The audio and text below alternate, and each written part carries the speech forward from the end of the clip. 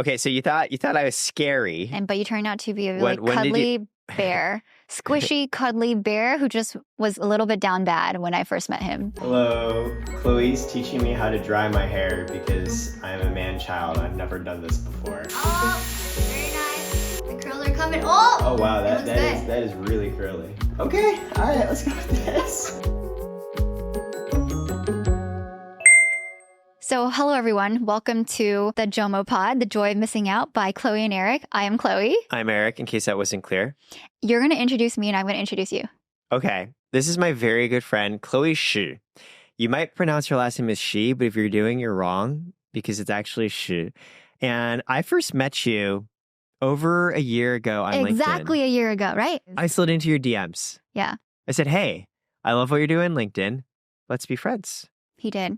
Because for those of you who don't know, Chloe not only is a absolutely delightful content creator, you literally were working a full-time job at Discord as a product manager. You were Forbes 30 under 30, and you somehow accidentally became a LinkedIn influencer. I did. So I saw your post pop off, and I saw you talked also about stuff most people avoid, aka how hard it can be to work at these tech companies. Like I saw your interview at the Wall Street Journal. Where, the TikTok one? Yeah, the TikTok one. No! Where you basically came out and you're like, yo, like working here is really hard because it's brutal and they burn you out, which I've heard validated by tons of other people. Yeah. So it's like, okay, so she's super accomplished. She's creative. She's Asian American, which, you know, I appreciate. She's been through the journey. And she's not scared to talk about topics that I used to be ashamed about. Like, oh God, like this is hard and I don't want to be here anymore. So I slid into your DMs. I don't remember exactly what I said. Something about like, we can pull it up. Okay, we'll pull it up after. We can pull it up. Something about, I like what you're doing, want to grab coffee sometime. Yeah, which to be clear, we're strictly professional. Yeah, for sure. I mean, yeah. I do this everyone who I think is interesting. I always just go and follow up with them because I'm like, oh, I want to get to know them better. Yeah. And I remember the shameful thing is I left you on read. Disgusting. You replied and I forgot. This man's a filthy dog. Well, really bad, but it was like this thing where once like 1 or 2 days pass, you can't reply at that point. It's just worse. You can. No, it's even worse to reply like 2 weeks later. Yeah, you'd be like, oh shit, I lost this in my inbox. Just catching up. Or you could just not do anything and do what I did, which was forget about it. And then I come, what? But now we're friends. That is not how it usually goes. And yet it worked. So you did this on purpose, is what you're saying. This wasn't planned. You manipulated me into being your friend. Genius. No, I was being me, and me is a scatterbrained, forgetful person where you came up to me at the after party for the Streamer Awards and said, hey, do you know who I am? No, I said, hey, you're Eric Way. Yes, and then it was followed quickly with, do you remember me? No, I did not say, do you remember me? I said 100%. I said, we haven't met yet, but we talked to each other on LinkedIn. You 100%. At some point. I did not say that. You said, who am I? Do you remember my name? No. I was rifling through my memory because I knew who you were. You stared at me with like shock, like, oh no. And then I remembered. I was like, you're that girl on LinkedIn. So it worked. It worked out. Yeah. It really surprised me. You painted yourself like you had no idea what was going on. I've since realized you know everybody in the streaming space. No, not like so directly. Many. Not directly. But like, and many of them know you. You weren't like a rando. You made it sound like when I met you. I'm definitely a creepy rando. You were just like, I don't know what I'm doing here. I thought this was for the Oscars. But Eric, great to meet you. Do you know who I am? And then you invited me to pickleball. I invited you to pickleball. You came with Kevin. You're both very good at pickleball. Did I go with Kevin the first day? I don't think so. Maybe not the first time. Yeah, not the first time. I showed up by myself. Yeah. Pickleball is my way of being like, hey, like, can we be friends? Like, I don't do the whole like party clubbing scene. I don't drink. So when I meet people who I think are cool, I don't really know what to do to be like, can we like hang out more? So that's why I've just ended up using pickleball. I'd be like, come play pickleball. And then a lot of people come play pickleball now. Yay.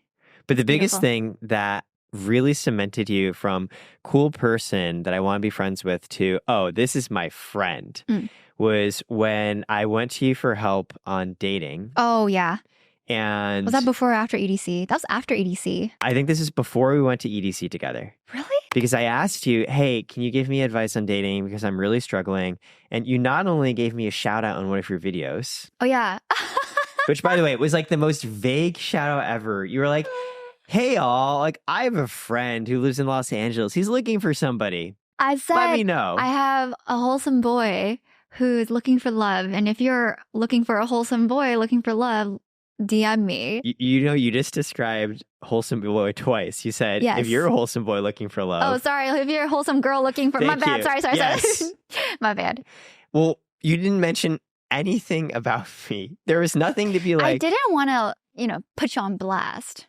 Right. But then you realize the people who are messaging you have no idea who I am. How can we possibly know if they're good fits? I don't know. You just never know. Love just comes when you least also, expect you it. didn't send any of them to me. By the time I got the messages, you're already on the way. Okay, fine. Talking. So I can't funnel people to you.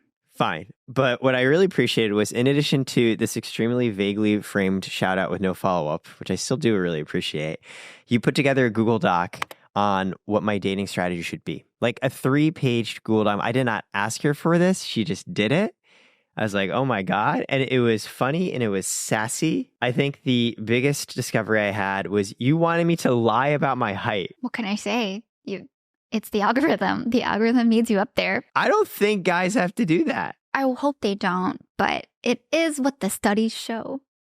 I'm 5'8". It's okay. It's Your husband is what, like 5'8"? Correct. We would never have matched. Damn, that's brutal. I know. That's hard. It's really sad. So you would have just swiped on him. He would never have shown up on my feed. Because That's you the have problem. a height filter. Correct. So if you even want to be in the pool and show up on the feed, you just got to meet the filters. Literally never had any insecurity around my height ever until I'm so sorry. You were like, Eric, if you don't put your 5'10", you will be auto-filtered out of every eligible woman. It's the technology. But I appreciate in the bio you wrote for me, you wrote 5'8", but emotionally 5'10". Yeah. That's important. Which is very sweet. Yeah. Well, we'll save dating for another episode. Yeah, we'll get into it more. But I just love that, hey, person you just met, you were willing to go to such lengths to help out. It just helps me organize my thoughts. Yeah. So I think that's Chloe in a nutshell. Extremely kind, earnest, a little bit savage. Dang. As you can see, and really focusing both on the creative, but also the corporate. You also slay at work and being just emotionally vulnerable. Eric Hui, when I first met you, you showed up on my LinkedIn. Oh, I think I saw your podcast before. Nice. I think that's what it was because it was probably posted on the LinkedIn. I do post them on LinkedIn, even though I don't think anyone watches them on LinkedIn. I think your LinkedIn profile is kind of outdated, right? I thought it was up to date. Your profile picture. Oh, at the time, I think it was an old profile pretty picture. Different. Yeah. Yeah. It was like baby Eric. Yeah. And then I think you know a lot of people in the space, in the creator gaming space. And I was like, wow. That's what I do. This guy is a hoe for networking. You're the hoe for networking. You have over 70,000 followers on LinkedIn. That doesn't count as networking. Sorry, I guess they just follow you because you're cool. And people like me have to work hard. That's not what I'm trying to say here. You like the outreach and the coffee chats. You know what? Fine. I am an unabashed hoe for networking because me sliding into your DMs that about you. Is how we became friends. I like that about you. Thank you. Mm-hmm. I think I listened to a couple of your podcasts first, and then I met you in person. And one of the first things we did was take a selfie. So I could, we took a selfie because you were like, can't remember faces and names. Yeah, this is true to me. Yes. Yeah. And you do this for everyone, right? I do, but my phone's really so it's a really selfie. iPhone what? It's like an iPhone SE. It's like from 6 years ago. It's terrible. But it's a vibe. It's got a pre-built-in filter. But yeah, I remember we took a terrible selfie of ourselves. Yeah, and then Pickleball. Eric, co-founder of Karat Financial. They do financials for creators. Ex McKinsey. That's right. Ex Meta. Yes. Ex Coinbase. Did we say that? Yeah, I was at Coinbase for a hot second before I was fired. So technically I am ex Coinbase. Anything else? I mean, I guess if we're going through the accolades, I also worked at Blackstone in finance. Blackstone. Yeah, I did the whole banking, consulting, tech. Blackstone where? In New York. In New York? Yeah. Had a New York era? Exactly. Was McKinsey in New York? No, it was actually in Boston.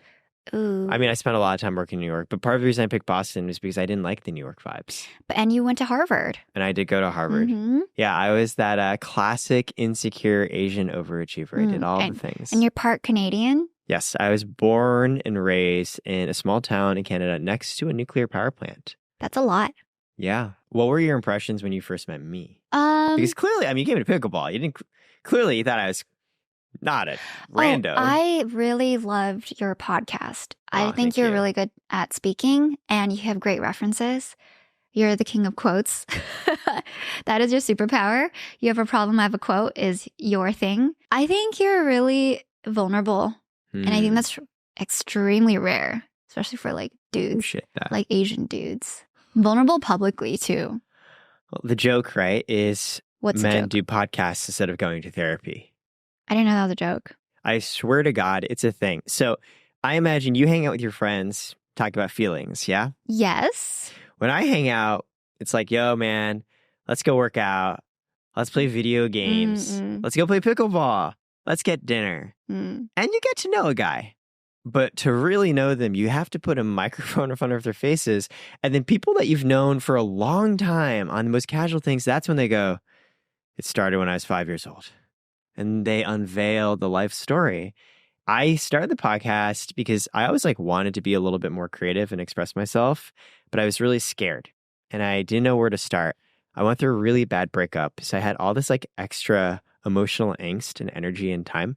Plus, the types of conversations I have on the pod are the types of conversations I have with you, my friends, anyways. Yeah. I like to talk about life and the big things. So I was like, let me bring on a friend and just put microphones in front and let's just get real and talk about stuff. No, and it for was real.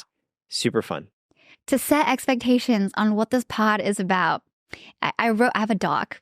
As one does. That's so Chloe. I would never write a doc as like one this. does. Welcome to the JOMO pod by Chloe and Eric. I don't know what camera to look at. This one. Let's just do this one first.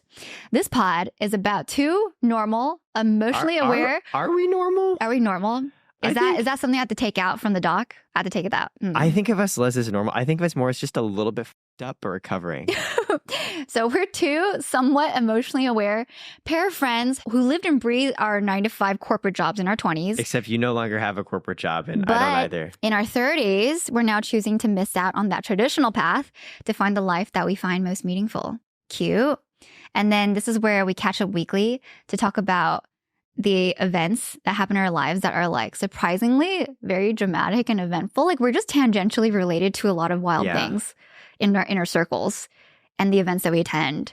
And we talk about the ups and downs of our lives. Him as a startup co-founder and in the creator space. Me as a techie who just got laid off. That wasn't part of the plan, but also pursuing my creative life. And then talking about burning topics in our adulthoods that a lot of our friends are going through. And just creator space stuff. That sounds great. Right? I'm going to be real. I know you wrote this out before and I did read it.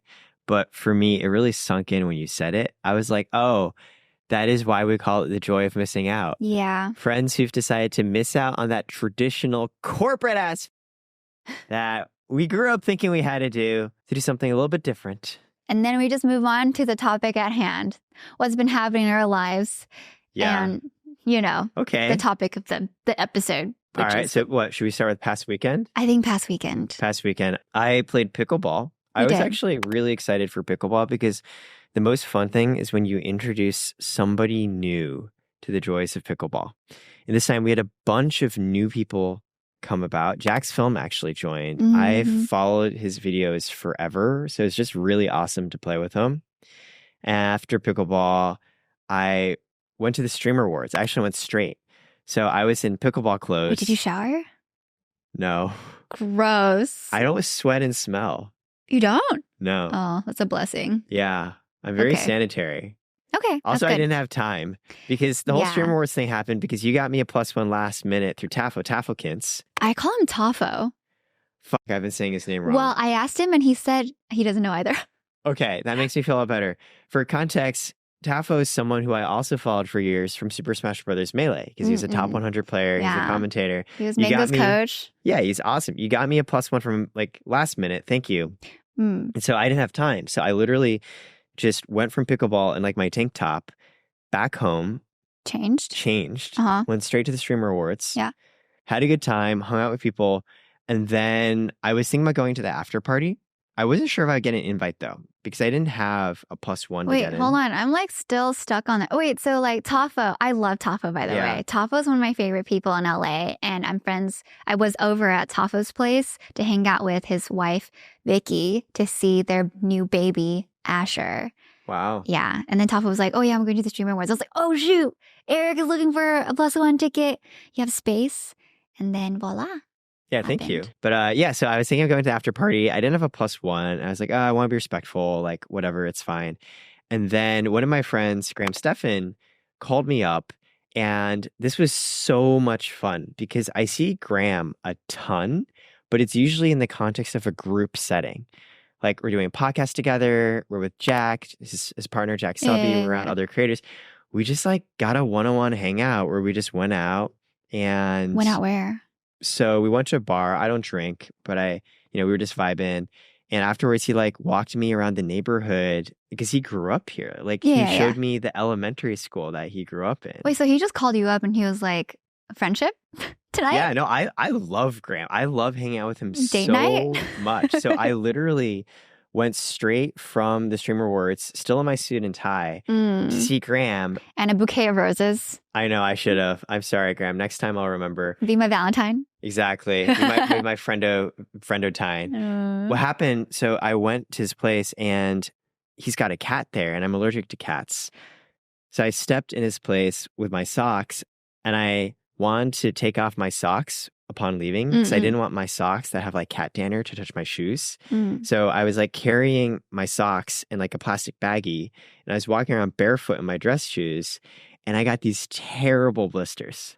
Oh, like, really bad. From what?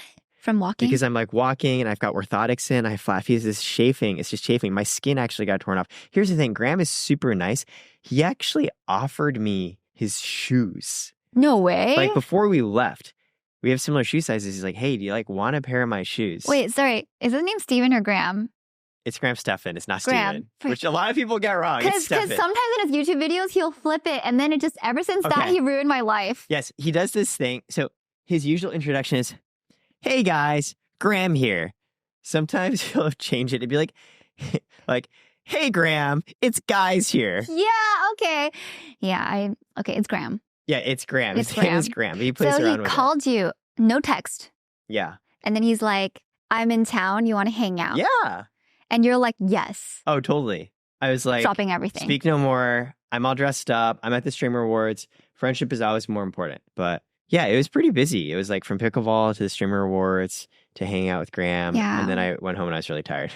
Where did you sit? Because I know Tafo was a panelist, but is that like a different area? No, we sat in the mezzanine. Yeah. But I still actually got to go down at one point and I ran into 𝙃𝙃 and her boyfriend. Yeah. Yeah. So I went and said hi with them. And so actually what was really cool was the next day, Sunday, 𝙃𝙃 invited me to get dinner with her and a bunch of other friends. Cute. And so yeah, it was super chill. I really liked it. We went to Crossroads, which is like a vegetarian vegan restaurant. Okay. It's actually my girlfriend Julie loves there. And so I took her there for her birthday. So I was like, oh, I really like this food. Okay. Good Saturday. Yeah. Very lovely. What about you? I mean, pickleball. Yeah. Came home, ate amazing steak because Kevin made it. Nice. And then I just edited with... You were just cranking. I know. So I was working 24/7, my full-time job in tech. And then every other moment I had, I just worked on content. But then after I got laid off, I just thought I would have more time, but I don't. I calculated how much time it takes me to push out one YouTube video a week and 3 short form videos a week. And it was like 60 hours. You hella edit your videos too. I do. You put in so much work. Yeah. Scripting, filming, editing, posting, thumbnail, all of that. Yeah. So I am kind of going through it in terms of like operation. I don't even know if I'm going to fit in this podcast. But it is a priority. I mean, this podcast probably never would have happened if Discord hadn't laid you off. Probably, yeah. Because you just wouldn't have time. So we could say it was a blessing in disguise. Yeah. So it do be like that. You could have quit Discord ages ago and just continue doing content. But for me, the story is like, holy fuck, like, why is this woman doing both? Like, what is wrong / admirable being risk about averse, oldest daughter, immigrant family. I don't know. I just never bet on myself in my whole ass life. And this is the first time that I had to. But yeah, layoffs were crazy. Yeah. Went viral. Lovely. Yeah, so Omega viral, that all the media outlets came after me. You literally doubled your Instagram following from 100K to 200K. I did hit like 200K. 2-3 weeks. You hit 200K? Yeah, I hit 200K. Congratulations. Yesterday. Thank you. Yeah. Yeah, I appreciate that. You also got a lot of hate. I did. I got hella hate. It was really sad. I remember messaging Eric and group chat friends that the hate was coming. Basically, it got retweeted to like the Elon Musk fanboy, that community, which is kind of not, they don't care about me at all. And I got hated for the most random things ever, like my walls being empty and I don't have any books because they don't see any furniture, that I am house poor. Got hate for smiling too much in the layoff video. Which is ironic because a lot of times men tell women to smile more.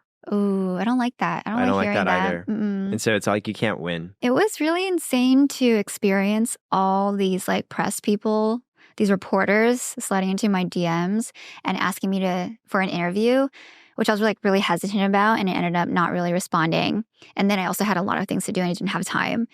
But I felt icked out for the first time by reporters. And I remember going through this when like I first posted the TikTok video where I left TikTok, and then I did I did that interview, that feature article with the Wall Street Journal, and it was really nice. They were super kind, but then this just felt like people just wanted to squeeze a story, and I felt kind of disrespected. They're like, "Oh, so sorry about the layoff, but tell me about all these things. Like, what are you wronged or whatever?" And I'm like, dude, I got the rest of my life to live. I don't really want to deal with this right now. I get this is your job. Don't love this energy. Not responding. But they went ahead and created articles anyways. I blew up in Asia, in Singapore, in Taiwan. My aunts were like sending me pictures of me being on their TVs. It was a lot. There was hate on Blind, which I freaking hate. Oh, that's worse because it's anonymous. That was the freaking worst part. It's like part. a cesspool of humanity. People's worst impulses are just coming out. Like, I'm very thankful for that platform for salary transparency. I think that's awesome. But the anonymity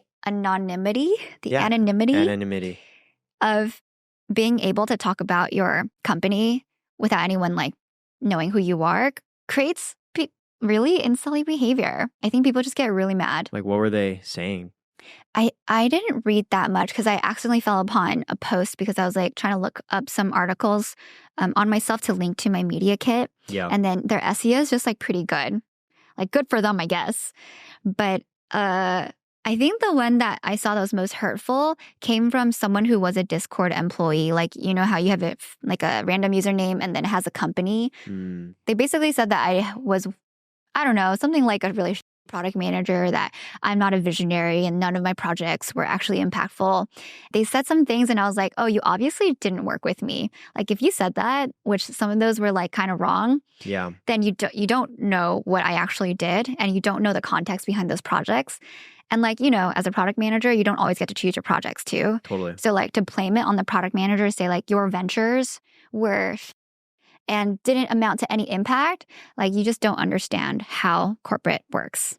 That's it. I see this as we like to believe in a just world. There's literally a phenomenon, it's called the just world hypothesis. When something bad just happens to someone else, we instinctively want to say, well, they must have deserved it. Oh, yes. A lot of people did say that. They're like, oh, she's probably the bottom 17%.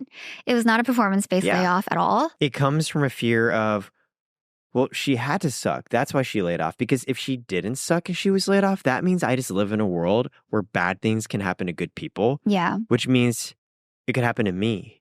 And I have no control over this. So I'd much rather believe that, no, she must have done something wrong. Yeah. And then I got hate because people thought that I don't work since I do YouTube. Oh, no, the answer is you just work harder than anyone. Exactly. Like, you're basically always working. Yeah, like I don't have other hobbies besides this. This is President's Day. I mean, this day we're basically doing this. Yeah, instead of like hanging out with you on Saturday night, I went back home and just edited until 2 a.m. And I was like texting you last night at 2 a.m. Oh, you were texting me at 2 a.m. Yeah, because I was working on the setup. I was like editing, I was doing emails. And that was a Sunday night too. And Friday night, we also met to work on this podcast. So my entire weekend is just you just work super fucking nonstop hard. work. Yeah, and you just have all these people, and they're just like, oh God, like she's not good, she got laid off. And it's just like, hey, people, like look at yourself. Maybe the reason why you're so triggered is because you're afraid about your own performance, your own status. I'll also say this, like, I wasn't laid off, I was fired. And for a long time, I took that as a reflection of myself. I'm like, wow, I'm just a human being. And now helping run a company myself where we've hired people. Well, you weren't a human being. You chose to not but that's like the initial impetus that I took, right? And it wasn't until I'm on the other side. I've hired people, we've let people go. I've realized, no, even if a company, quote unquote, fires you, it's not because you're not good. If anything, it's because the company didn't do a good job figuring out how to work with you well. It's not a good fit both ways. Yeah, totally. And that helped me a lot to the point I'm like, yeah, I was fired before, but that doesn't mean I suck. It just wasn't the right fit. And if anything, had that not happened, the same way I think getting laid off is potentially going to help your content 10x to the next level. I don't know if I would have started this company with my co-founder the way we did had I not been fired. Yeah, it does open doors. Yeah. The last month or so, I've been thinking about how my life can be branched out in so many different ways. And I no longer am strapped to the traditional corporate path because I really would have just stayed in this job. Had this hadn't happened, I would have stayed as long as I can. It's just like carrot on the stick type. Like, oh, okay, maybe I'll stay until next cycle, maybe the next performance cycle, maybe until the bonus, or like when my equity vests. Yeah, I remember before you were laid off, I literally was like, why are you still doing this? And you gave an honest answer. You're like, I'm scared. Yeah, it's scary. To let go of a stable, high six-figure salary, even though you do very well on content. Am I allowed to say how much you make roughly? Not yet. Okay. We can say that for another time. Fair. You could have quit, but it's the same reason why I think getting fired was helpful for me. I don't know. We grew up with our parents not being super rich and really instilling in us, like, get a well-paying job. Also, like, we want to support and make them proud and give back. And it's just like, oh God, like, if I'm just doing this on my own, what could go wrong? Yeah, I think since, 8 years of working on this identity and then letting that all go to waste, it felt was really scary and sad. And to start over in the creative space where I feel like I'm just getting older and, we meet a lot of 23-year-olds who have a million subs, just like LA, man. It's kind of crazy. Yeah, you worked so hard to become a product manager. I did. And this was the dream career. And I really liked it too. Because you started was it data analyst or product ops? So actually just people operations at my first job at Google. Yeah. And then I went into analytics, or like I was interviewing for data analytics roles and business analyst roles. And then I accepted a business development role at a startup.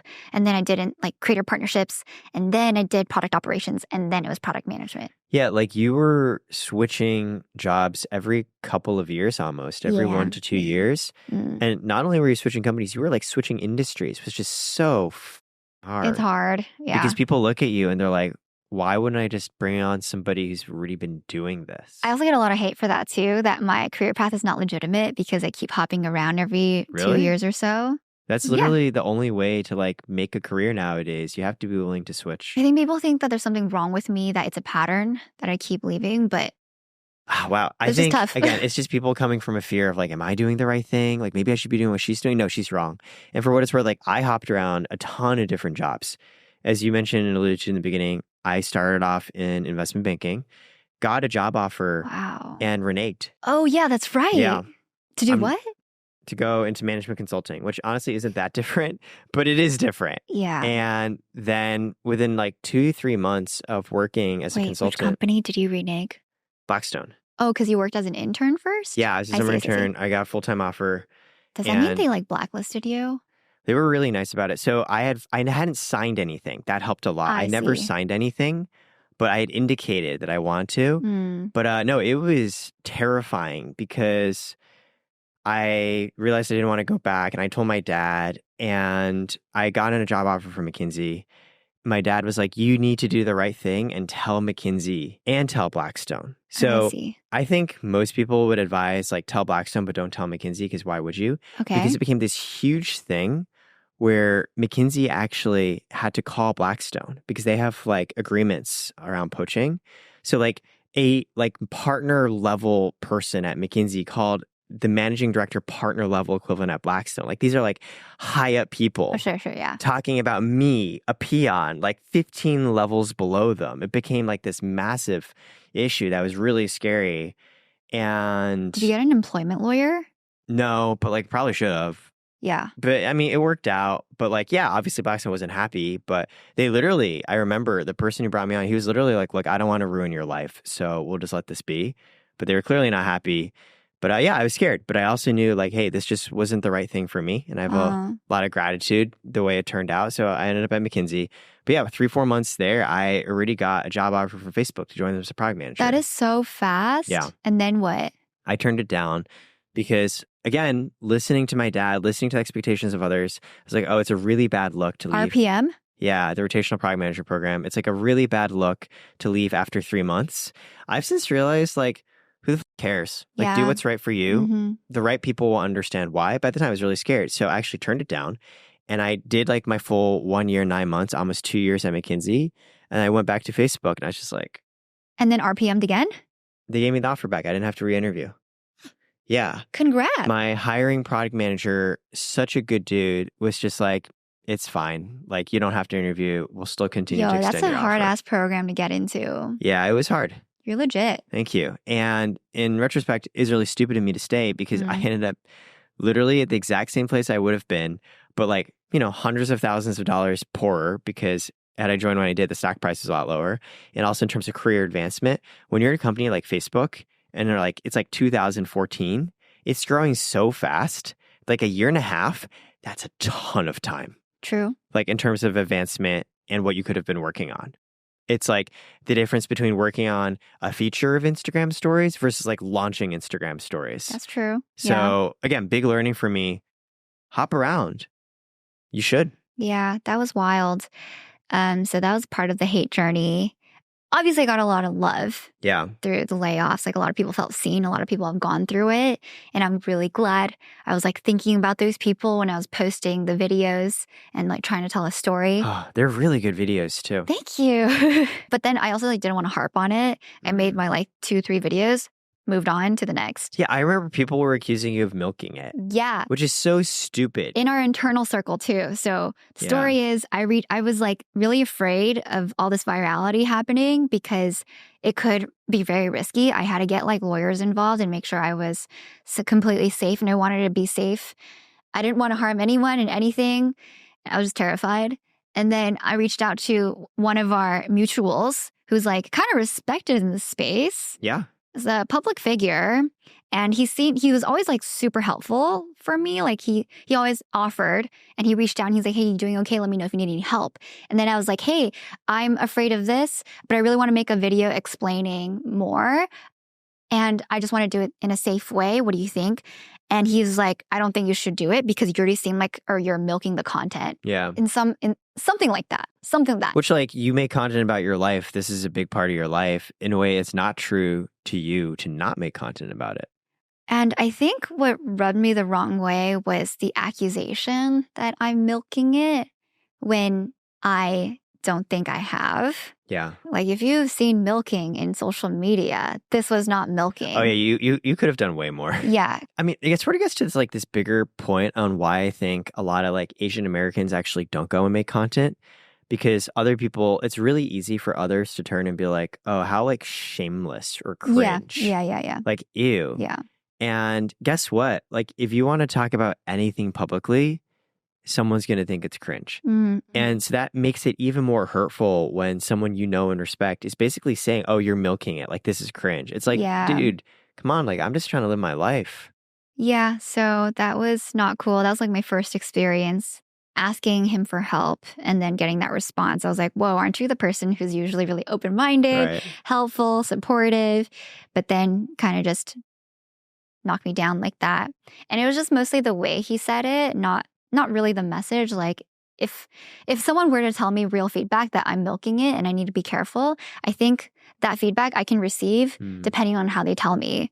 And I don't think this person really said it in a constructive, kind way. Especially like you're being vulnerable. It's like kicking you when you're down. Yeah, I don't like that. Oh, speaking of kicking someone while they're already down, in entertainment, there's this big TV show that made an episode. Should we say what it's called? No. Dang, dude, this is too hard.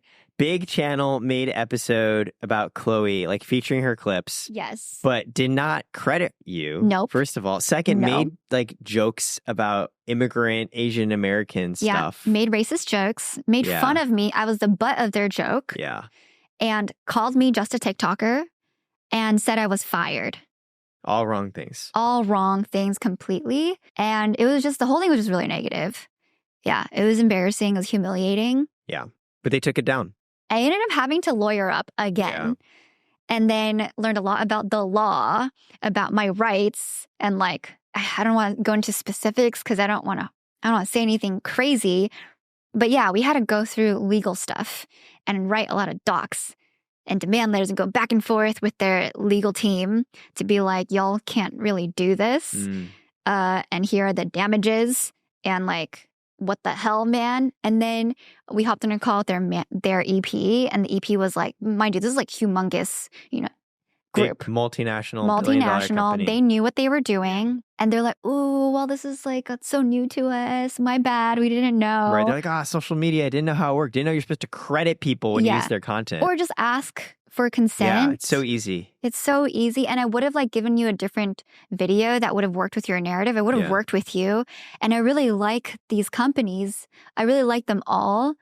But then they just had to make this experience so bad for me. So that was weeks of fighting. They're not thinking because they see you as just content because their whole thing is reacting. And they're like, I need content. Here's content. They're not seeing you as a human being. Yeah. And then, so I think what is really mean is that this is someone in the industry who's worked her whole life for this career who lost her job.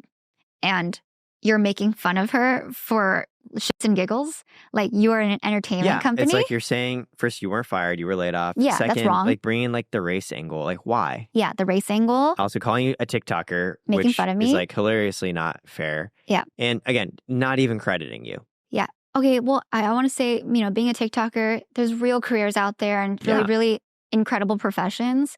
But in the context that they were using, they're using it. They're diminishing me exactly as a way to punch down at you. Exactly. And then I think their purpose, like if it were commentary and talking about some sort of greater, I don't know, issue, behavior, trend, psychology thing, fine. But then their whole goal was just to get people to laugh and make fun of this random person on the internet. Yeah, because again, it's like this whole thing like, like this person got fired and made a TikTok about it. Such an easy narrative. In this case, totally wrong. It was very distasteful. And I was really disappointed, but I really love them and I really hope we can work together. But this particular instance was not chill. Yeah. Eventually, the clips got taken out, which was good. I'm glad we came to a consensus. Yeah, so that was wild. And then I thought it was over. I thought my whole layoff drama was over. What happened? But then, remember, I motherfucking went to pickleball. Oh, yeah. I remember you went to pickleball. Met a guy. You met someone who ended up like making fun of you behind your back. Exactly. Man, I don't know how much detail we can go into because it also involves like other parties. I mean, I think we can just say after you thought all of this was done, it sucks when you meet like another creator in the space who just ends up behind your back. I think if there are strangers out there who don't know me, who haven't met me, and they're making fun of me, like fine, whatever. They don't have the context. But I do meet people in real life and I'm really respectful. I'm very kind. I'm very inclusive. Yeah, and you try hard. Yeah, I really try to get to know someone. And this person was, first of all, mansplaining to me. And I was like, okay, this is weird. I'm just gonna say thank you. It's great talking. Moving on. I'm gonna go to the other court. And later in the week, I talked to someone who was working on his team. And she was having a really hard time. And then she happened to let me know that when she was talking to someone at their company and she was like, oh, I think I want to leave the company. The other person, first of all, was like, you think you want to leave the company. You can't just leave the company. You think you're going to get treated better anywhere else. You think that we're not the best already. And then our friend is like, oh my God, I mean, I don't know. Like, I don't feel like super safe here. And I'm just going to go consult my friend Chloe, who's worked in the corporate space, and she can give me some advice. And this person who's part of the company was like, you think Chloe knows everything? She was probably fired because she did a really poor job at the company. Like, she probably doesn't know anything.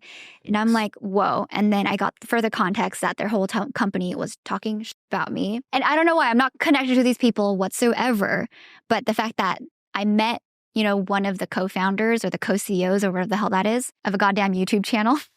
And they were spending time and energy to talk about me out of all people.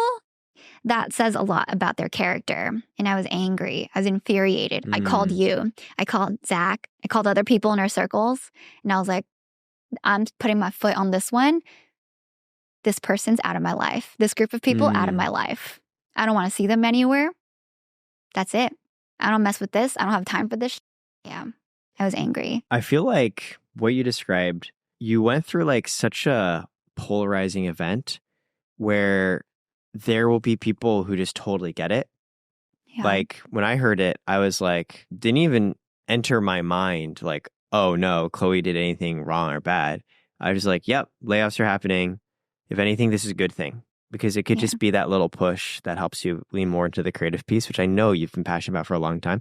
But a lot of people, I think, again, it just goes into that belief that the world has to be fair. And hey, if something bad happened to them, they must have done something to deserve it. You end up having to like cling to that because then it's just like, what if bad things happen to me? And you really find out people's reactions when you go through such an extreme event like what you had. Yeah. So that was disgusting behavior. Yeah, I didn't love it, but now we're here, and I hope the whole saga is over. I really hope, Eric, put this in the past, move on to the new life. Well, I guess the question then is, what's the question? On the whole, would you have wanted everything to play out this way? Like, was it good, net positive? I think it's net positive because I made it net positive. It's not like, oh, if I didn't do anything, it would have been fine. It was a lot of behind the scenes, late at night, going through pages lawyers, and pages, emotional work, calling up all the people, like making sure everything's okay on the financial end, on the legal end, relationships okay. Like, I really had a great time. And I wanted to keep all the relationships good. And then like having to do all the PR work because people are just blasting this narrative in their own way. And I think what's weird is that a lot of reporters asked me, oh, what were you thinking posting something like that? Like, what was your angle? What was your mission? And I'm like, nah, dude, it's not that deep. I'm a vlogger. Like, this is just what I do. Yeah, again, like this, you share your life. This is part of your life. Yeah, this is not like, I think it'd be different. Like, you literally never make content in your life. Yeah. And like, this is the one thing you made. You made nothing else. And it's like, oh, what's she trying to do? It's like, you make so much. Yeah. Yeah. So there are a lot of tough things, but I definitely championed through it. I learned a lot. I was like, wow, should I become a lawyer? And my lawyer was like, no, don't do it. You're silly, Chloe. Yes, this is enough. How do you deal with that, by the way? Like, vlogging, it's so interesting because like your life becomes content. Okay, so I talked to Kevin a lot about this. Yeah. And I don't really want to be a vlogger, but like that is my primary. I think vlogging is a mechanism that I capture in my real life. And my real life would be like education or motherhood or my career or my creative journey. So whatever journey I'm on at that moment in time, that is my primary, while the vlog is just capturing that. Yeah. Otherwise, I become a vlogger and then what am I doing? Like trying to do challenges and stuff, or like trying every coffee in Los Angeles or something. I saw this YouTube video recently. It was a guy being like, I got myself addicted to vaping to show you that I could stop. And yikes. Yeah, it's like this experimental challenge channel that's been like making videos for a while. And it's all sorts of stuff, right? Like date content, prank content. And his first video that blew up and got over 5 million views was like him just hitting the vape until he really, really wanted it, so that he could make a video later about being like, yeah, it's really hard and I want to keep doing it, but like, I'm going to stop. It's like, well, interesting. Like you could use that energy to do good in the world. And I think his point is like, oh, I'm like spreading a mission, like how to fight addiction. But it's like, it feels very sensationalistic. I see, yeah. And also like, to your point, right, when you vlog, your life becomes content. It's like you're putting your physical and mental health at risk for content. Like, what's the next one? I got myself addicted to cocaine for the views. Like, this is like 𝙃𝙊𝙆𝙾𝙄𝙍𝙍 vibes. You know, that I know. guy who just like started eating like obscene amounts of food. Yeah. It's like there are so many ways to get views that might not be good for you. And obviously, I think as a vlogger, you aren't going to those extremes. But I get your point. You don't want to just be a vlogger because then nothing else is happening in life. And you feel like, oh, I have to make things happen to have content. Yeah, I think the other day I was like unboxing something on the video. I was like, what the hell am I doing? This is so stupid. This is not what I want to create and put out in the world. I was just doing because that's what I saw other vloggers do. And I guess I do save my boxes for the unboxing. But I think that is just in the background. And I think I need to be better at finding the value that I want to give forward. I don't want to be just noise. I want to deliver something net positive and creative and something that I'm proud of and something that has a purpose and a point. Yeah, which is why I'm so slow and so nitpicky and like stickler. It goes to another point. Like you could probably get way more views if you did like a different type of content. Yeah, I could definitely. Roblox, Minecraft, make big bucks. But you don't. No. You chose a harder path. I did. Yeah. But I'm excited about this path. This is the first time I went all in. I shamelessly reached out to my contacts and my friends and I'm like, hey, I think I'm really going to do this. Need your help. How'd it go? Everyone was really receptive. I think because it built a lot of trust. I'm someone who pulls through my word, like you are too. Your word is really important, and I love that about you. Thank you. Like you will pull through. We show up. We show up, or you give context and you're really considerate. Right. Yeah, sometimes I don't show up, but then I explain why. Exactly. And it could just be, I'm tired. Yeah. But I'm honest about it. Yeah, you were very honest, and I love that. Yeah. Like Same. You give, I get what you give. I don't have to. That actually, I've thought about it. Sometimes I get people who ask me for favors. Okay. But when I previously asked them for a favor, they never delivered. And I'm like, the nerve. Why would you ever ask me to do something for you if you didn't when I asked you? And so I have this policy where, to your point, I give what I get. Yeah. If someone has been helpful for me or has just been like a really good friend, I will work really, really hard, even if it involves me pulling on my social capital to make something happen for them. I had a friend recently whose Instagram was banned or like couldn't get into his Instagram. I saw your post. Yeah. And he really needed to get back into it for business purposes. And yeah, I did pull on social capital and I helped him get back in it. And I was proud and happy to do that because, and to be clear, he didn't even like ask me to do this because I just love him and his work. And he's just the most genuine, kind people. Like, I'm happy to do that. Aww. But then I get tons of people who ask me for things and it's like, you never replied to my last message. Well, I'm going to help you now. Have you responded that way? Have you called someone out? No, I just don't do it. Have you ever had someone ask you for a work referral that you didn't like and you said, and then you didn't want to refer them? No, actually. Has that happened to you? It happens a lot. But I ended up referring anyways. Like I'm not a petty person. Yeah. Yeah. I don't hold grudges and I don't hold you to same. it. I'm not like sabotaging anybody, but if someone asks me for a favor and they have not come through before, I just don't do anything. I do have a lot of people that come out of the woodworks. Yeah. And is it woodwork or woodworks? I don't know. What is a woodwork? Great question. They come out of the woods. They come out of the bushes. The bushes. They emerge. And they ask me for those referrals, for those introductions. I think about it and I dread about it and I lose sleep over it and I talk to Kevin about it and I'm like, fuck, I'll just do it. Like the Forbes 30 under 30 nominations. There are definitely people who came out and I'm like, don't love you. But I'll nominate you. I can't not help. Wow. Yeah. You're a good person. Another one of my pet peeves, I guess is what we're talking about now. It's when people opt me in and they didn't check with me first. Oh, yes. You got to give more context. Say I want to introduce you to my friend, Edison. I should check with Edison first. Like, hey, I have my friend Chloe. She's really awesome. I'd love to introduce her to you for this reason. Is that okay? And Edison says yes.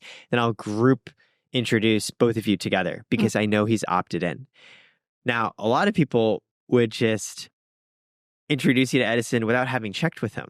That's wrong. People do that to me all the time. I get a lot of just random group texts and emails where nobody's ever checked with me if I've wanted to talk with these people. And that puts me in a really awkward situation because now if I don't respond, I look like an asshole and I make my friend look dumb. Yeah. But then I also don't want to respond to this person and be like, sorry, I actually have no interest in talking with you. Like, I was not consulted on this. I sometimes get in those too. Yeah. They're usually in IG group chats and I'm like, what the hell is the context? Yeah, I get all of them. Group emails, group texts, group DM chats. And to be clear, sometimes they actually are helpful.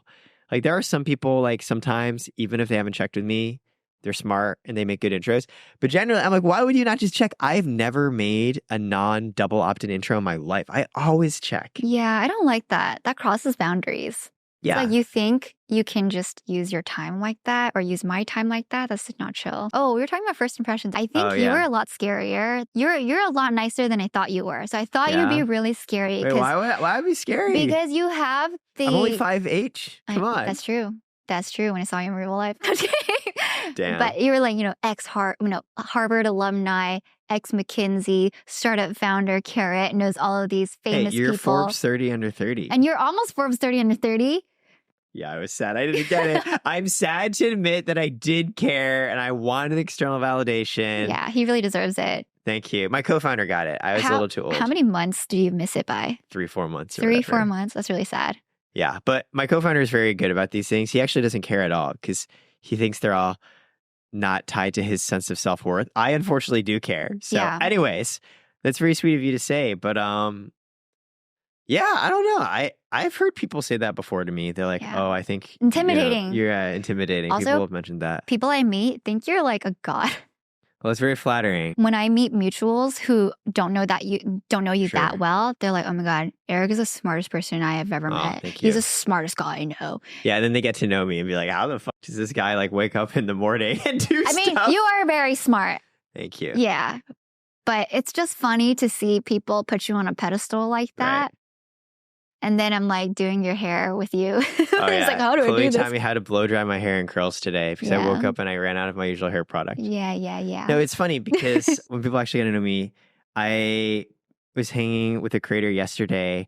I had like seen her before, but we never like really got to know each other. And I really like her work and I heard great things about her. So excited to get to know her better. And at one point she was like, after I shared more about myself, she's like, how do you like function in your job? Yeah. I was like, yeah, me too, man. I also wonder that sometimes. The answer is a great co-founder and a lot of work and therapy. That all helps. Yeah. So thank you. Well, people think very highly of you as well. Thanks. Yeah, you're you're the easiest mutual to always bring up because I know everyone just loves you. Oh, I'm glad. Yeah. I'm glad. I just have a good time in life. Okay, so you thought I was scary. But you turned out to be a really cuddly bear. Squishy, cuddly bear who just was a little bit down bad when I first met him. Emotionally down bad. Emotionally down bad. Emotionally down bad. I would get the 2 a.m. text. I'm sad. Yeah, sad basically. Boy. I'm sad. Oh, God, life is hard. Yeah. Well, okay, when did you realize I was not scary? Very quickly. That sounds about right. Yeah. What was my impression of you? I think what most surprised me was that you can be very scary. Yeah. Which is funny because it's somewhat the opposite of what you described. Yeah. I mean, you've mentioned to me your spirit animal is like, a cute, cuddly teddy bear holding a knife. Yeah, precisely. Because you're not afraid to be savage and to judge. And here's the thing, judging is not bad. I think judging has this connotation of bad. Guess what? We judge everything in life. Whenever you're making one decision or another, you are judging. You are decided that decision is not for you. Judging only is bad when the basis for it is bad and petty. Yep. But in itself, it's not. You're not afraid to have firm opinions about things and express them. Yeah, I'm opinionated. Yeah, you're very like when you told me, like, Eric, you're too short. You need to be taller. That's like a superficial opinion. Yeah, but like I wasn't like, oh, Chloe's trying to shit on me. I was like, this is your own preference. This is your belief. And you're unapologetic about it. And there's something to be said for a friend who's honest.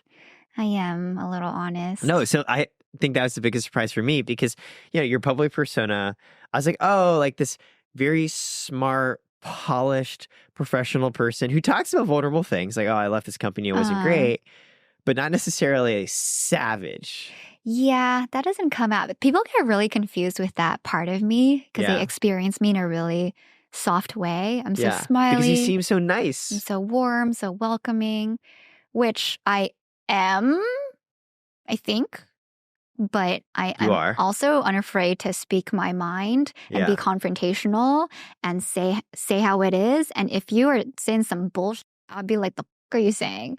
And I'll say that out loud. And I just like don't tolerate that kind of stuff. There are a lot of people who are just talk big in this space, and it's cringe. It's so cringe. And I feel like people just don't call them out for it. And that's the problem. Were you always savage like this? Is this a learned personality trait? I think so. But I think I didn't have the guts to say it out loud. So you would be like savage internally. Do you remember Naruto, like Sakura would have inner Sakura? Oh, yeah. Yeah. Was that you? Like super nice on the outside, but like inner Chloe's like, fuck these bitches. Yeah, or like Agretzko. Oh, yeah, Agretzko. Yeah, the little red panda who like works by day and at night is like a heavy metal death singer or whatever. Correct. That is my other spirit that was animal. you. So you were Agretzko. Yeah, I think so. I could see that. Yeah, so people find it really jolting when that part comes out because I don't like, I'm going to put on that side of me. It just comes out when I see it. Wait, so when did it start coming out? Do you remember the first time you said something where you're like, oh, I'm being savage? Honestly, I don't know. Yeah. Because I'm just speaking what I'm thinking. And I usually just say that. And then people are like, damn. You're like, whew. And I'm like, wait, what? But it's true. It's true, though. So I'm not really sure. You'd have to ask some of my friends. When you met Kevin, your husband, were you already savage? I was savage from day one. Yeah. I said this wouldn't work out on day one. Poor guy. Yeah, on day one, I was like, yeah, so this ain't gonna work out, which we can talk about the whole story another time. He won you over, but you were savage with him. Yeah, when was I savage with you the first time? I think it was the dating profile. The dating? I didn't mean to hurt you. I wasn't hurt. I just thought it was funny. You were also like, oh, damn, you can't cook. Oh, yeah. Yeah, I think it's funny. Oh, you also wrote, ironically, on this spreadsheet, cannot come off as a podcaster. The podcast boy is not a good rep. Yeah, because there's a lot of like alpha male podcasts. Really gross. Yeah. They say the word females when referring to women. Oh, yeah, it's terrible. Yeah, it's not you. I just thought it was very brutally honest in a way that I was not expecting. Also, I remember I sent my pics to you for Hinge, and the first time you're just like, these are bad. I did. I'm so sorry. Wow. No, but that's why you needed to hear, because I'll have you know, when I put in better photos, and this is how I know is before we went to EDC together, because I had like a EDC photo shoot. Those better photos, I did 10x better on the dating apps. Like results. So much better. So if you're a guy and you're trying to date, you gotta get your friend to come in and help. Yeah. She will make the difference. Yeah, especially the girl space friends to help. Yeah, I actually don't know. I don't know if you're a girl and you're trying to get dating advice help, if guys will actually be helpful. Huh. Yeah. It's true. I feel like we're very appearance driven. I was trying to find the right way to express it. Yeah. Well, we can talk about dating another time. Yeah. We overtime. Oh, we overtime? We are overtime. Okay, that was fun. Basically, I hope you all enjoyed this episode. Okay. It was our first one. We were a little nervous at the beginning, but this is how our episodes are going to go. And if you like what you're seeing and you want to hear more, make sure to like, comment, subscribe on the YouTube channel. Follow us at jomo.pod on Instagram, and then JOMOpod on TikTok, I think.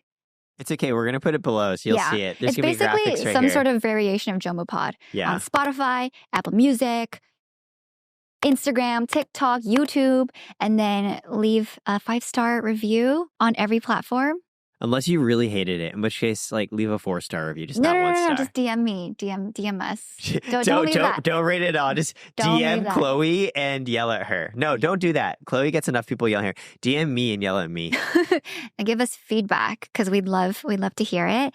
Hope you enjoyed this first episode. The next one will come out next week on the same day, hopefully. And we'll see you next time. Chloe and Eric out. Bye. Cool. That was a good outro. We can even include some of the stuff. I think it was funny if stuff was at the end. We're just like,